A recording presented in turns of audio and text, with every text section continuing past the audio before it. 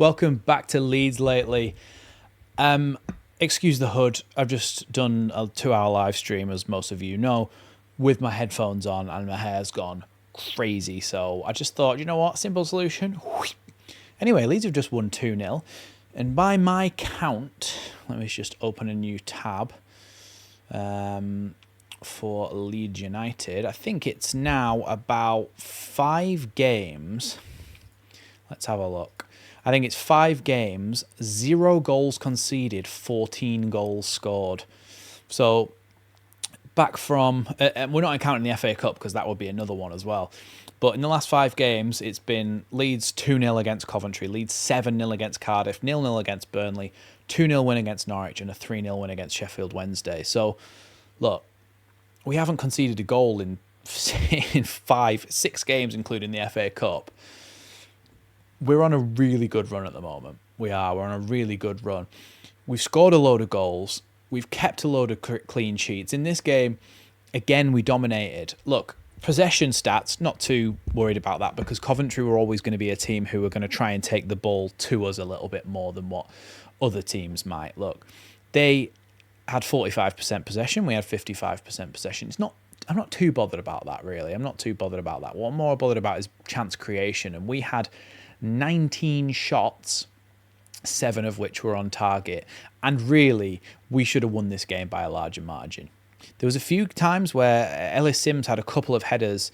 Meslier made really, really good saves. I want to point that out. Meslier made some really, really good saves. One down to his near post. He tipped it just round the post from a header, and the other one was a corner that came in that was headed towards goal. He tipped it onto his crossbar, and then Gruev was able to clear it. So those were their big chances. Other than that, the stats lie a little bit, or they don't lie, but they exaggerate things because they're 9 shots, 4 of which are on target.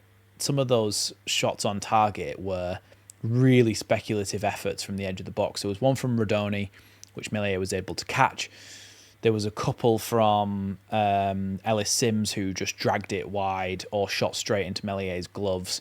So that makes up like 3 of their 4, and then obviously the ones that Meslier tipped onto the crossbar as well from that corner. So, look, I mean, they are a half-decent team, and they've been on a pretty good run of form. But when Leeds come to town, it's more likely that we're going to be the ones who maintain our record than the opposition. That's just the way it is in the Championship. We're the big fish. But we were really good in this game. For me, before we get into the actual performances of everyone, we'll talk about the goals. Actually, we'll talk about the goals first. Yeah, so the first goal, their goalkeeper cleared the ball all the way up to the halfway line. Ellis Sims, who had been doing pretty good hold-up play throughout this game, he took a bad touch. The ball bounced to Gruev, who instantly got a foot in and tackled it, and it went straight to Solomon, who just poked a ball through for Joel Peru to be through on goal, and he slotted it past the goalkeeper. Really good finish, and we were in behind like that. After the goal kick was taken, we were in behind so quickly. And then the other goal was Jaden Bogle running from the halfway line. So it was a throw-in on the halfway line, just in the Coventry half. Threw it to Bogle's feet. He ran down the right-hand side. No one really came to him and challenged him for it. He then carried on going a bit more. Soon he finds himself in the box, and he nutmegs Bidwell, who comes across to get him. And I think, oh no, really good run, but unlucky Bogle because he's overrun it and it's rolled through to the goalkeeper. The goalkeeper kind of scoops it up and then just passes it back out to him, like drops it back off to him again, like spills it straight into his path, and he just takes it around the goalkeeper and makes it 2-0. It was nearly 3-0 at the end, but it didn't count in the end. But look, I'm just kind of realising that I'm starting to look a bit like Darth Sidious with this hood up, but I can't take it down because I will look like Marwan Fellaini from his time at Everton is my comparison for that. But we had so many chances to score in this one. You had the one where Ampadu played the ball over the top and Dan James tried to chip the goalkeeper but got it wrong and just ended up in the goalkeeper's gloves, which I feel is the one area of weakness in his game at the moment, Dan James, is the ball over the top or a bouncing ball where he's got to do something with it, and he always seems to try and side foot it over the goalkeeper, and it always goes straight into their gloves. It was one where Peru was one-on-one with the goalkeeper and he just got a bit complacent, I thought, didn't put it either side of the goalkeeper, just kind of like lifted it into his midriff, and he was able to save it away. And there was a couple of other big chances in there, and we weren't able to take them. So that's disappointing, and it's something to look out for if we do get promoted to the Premier League, that we need to be a lot more clinical. So we're going to have to find a way to fix that. But for now, we've won 2-0, so it's not the end of the world, but it's a consideration for the future. In terms of actual player performances, Meslier made some really good saves, was solid throughout, good concentration, punched some balls away, confident. One of his better performances this season, definitely by a long shot, was one of his better performances. Junior Firpo, I think he definitely earned his place in the team after the 3 assists that he got against Cardiff. He was really good.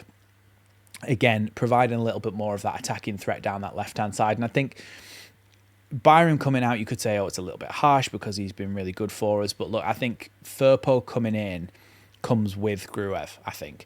Because if you've got Rothwell in a situation like that, where Coventry have got 3... First of all, let's go back a step.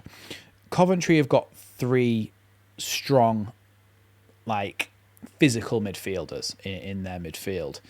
And I think what Farke looked at with that, he looked at it and thought, you know what, I don't think Rothwell perhaps is physical enough for a game like this, so let's bring in Gruev. Given it's an away game as well, let's bring in Gruev and see if he can be that little bit more physical presence. And he was. It was a really good decision to bring him in. But the good thing about Gruev as well is that he's much more likely to fill in at fullback on both sides of the pitch for when the fullbacks have gone high. So there was multiple situations where Coventry were perhaps in crossing positions and Firpo was way behind the flow of play because he'd been attacking and they were about to cross the ball in, but they crossed the ball into the box, and who's there to cut it out? But Gruev. He does it on both sides. I think he's really good at dropping into those fullback roles and just protecting the back 4 a little bit, or the back 2 at the time of when he's actually having to make those defensive actions. So I think Gruev was excellent, and it was a really good decision to bring him. He comes in alongside Firpo, and I think they complement each other well because of that. It allows Leeds to have a more attacking fullback system. Ampadu and Rodon, again, Rodon in the wars, like always. Someone landed on his head with a straight knee. It was like something out of UFC. Couldn't believe that. But he, in the end, got up and carried on. Him and Ampadu, again, just very solid. Wasn't really any mistakes from either of them that I can recall. If there was, and just let me know in the chat. But in the comments down below, I can't remember anywhere he was particularly mistakeful. That's not a word, but we'll go with it. And then I've already mentioned Gruev and his role. Tanaka, just his Tanaka's tenacious self as usual, making tackles, winning the ball back, being in good positions at all times, playing it to teammates, and then moving. Really, really good performance from Tanaka as always. He's that guy, isn't he? He's 7, 8 out of 10 every single week. Solomon and Dan James. Solomon again, good at carrying the ball. Every now and again he'll make a mistake where he'll just take a terrible touch and you think, what? How was that possible when you can just run past 4 players? So that's kind of the consistency level. But he was decent. He created some chances. He carried the ball well, as was Dan James. Dan James probably could have finished some of his chances a little bit better, could have taken them, and some crossing positions where he got the ball into the box. So Dan James was decent, but not fantastic. And Joel Peru as well. He was decent, but not fantastic. Aronson was decent. Again, look, this was a game where you can say, okay, well, we've won 2-0, but we weren't bad by any stretch of the imagination. We were definitely better than Coventry and deserved to win the game. And we weren't at the lofty heights of that performance against Cardiff. So we're always going to be somewhere in the middle in a game like this. But I do feel like we could have been better, and that we didn't have amazing performances all round. So I will say that Aronson was decent again. And that does bring me on to